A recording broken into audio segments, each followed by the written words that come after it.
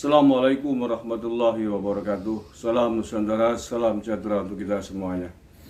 Salam Om Swastiastu, Namo Buddhaya, salam kebajikan rahayu. Saudara-saudaraku sebangsa setanah air yang saya cintai, saya banggakan. Polisi memastikan akan memanggil jajaran pengurus Koperasi Syariah 212. Nah, sebelum polisi memanggil para pimpinan, para pengurus Koperasi Syariah ini, dua nama lenyap dari peredaran, lenyap dari susulan pengurus Koperasi Syariah 212. Dua nama itu yang sudah dihapus dari jajaran pengurus adalah Abdullah Gim Nastiar atau Agim dan Khalil Nafis.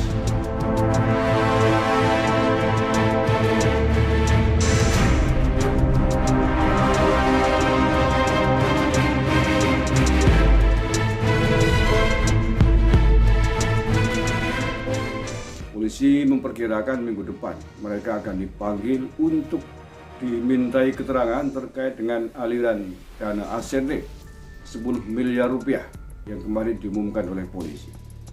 Nah, sebelum polisi memanggil para pimpinan, para pengurus Koperasi Syariah ini, dua nama lenyap dari peredaran, lenyap dari susulan pengurus Koperasi Syariah 212. Dua nama itu yang sudah dihapus dari jajaran pengurus adalah Abdullah Gim Nastiar atau Agim dan Khalil Nafis.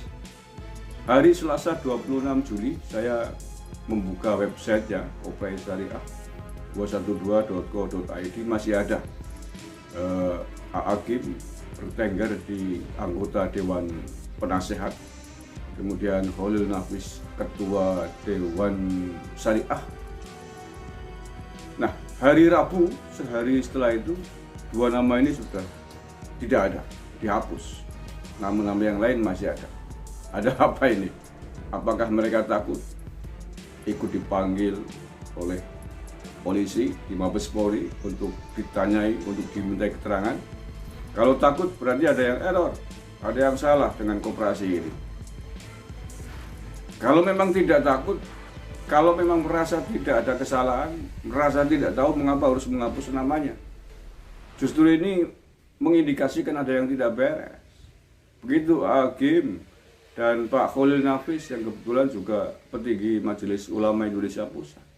Ini justru akan membuat Anda dimintai keterangan, ikut dipanggil, karena sebelum itu, sehari sebelum itu sudah viral beredar di mana-mana foto panjenengan yang memang ada di jajaran pengurus Koperasi Syariah itu.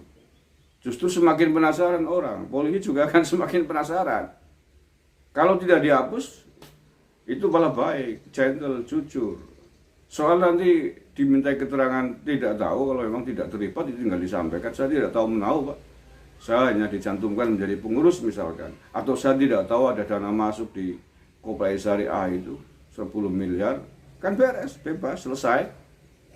Tapi kalau panjenengan memang tahu tentang aliran dana 10 miliar rupiah dari ACT ke Koperasi Syariah, kok Anda kemudian melarikan diri dari daftar pengurus, ini malah berbahaya.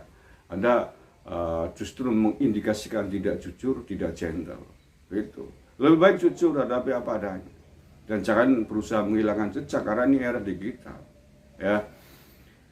Itu jadi update yang saya terima, update yang saya ketahui, setidaknya minggu depan ini, sekarang kan akhir Juli, mungkin awal Agustus ya, jajaran pengurus Koperasi Syariah ini akan dipanggil oleh Mabes Polri untuk dimintai keterangan terkait dengan 10 miliar yang dari ACT itu.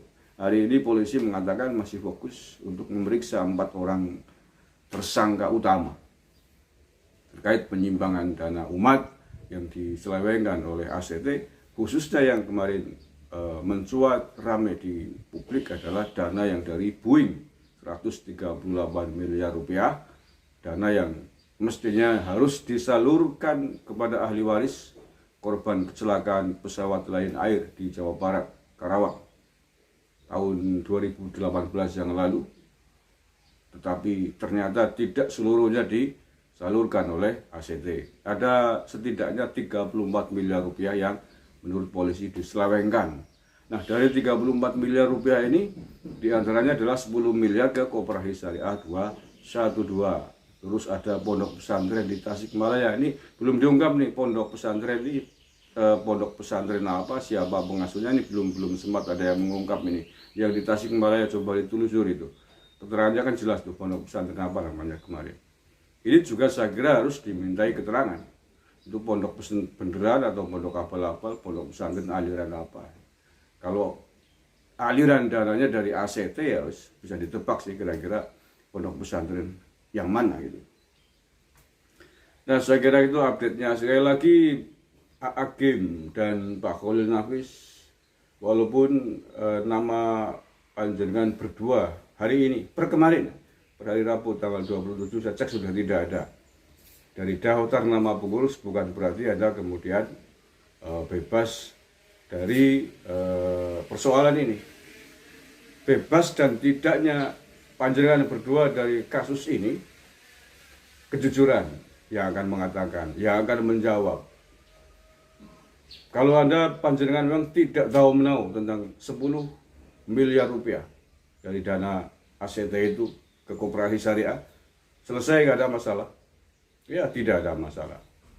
Tetapi kalau panjenengan memang tahu aliran dana tersebut 10M, prosesnya tahu,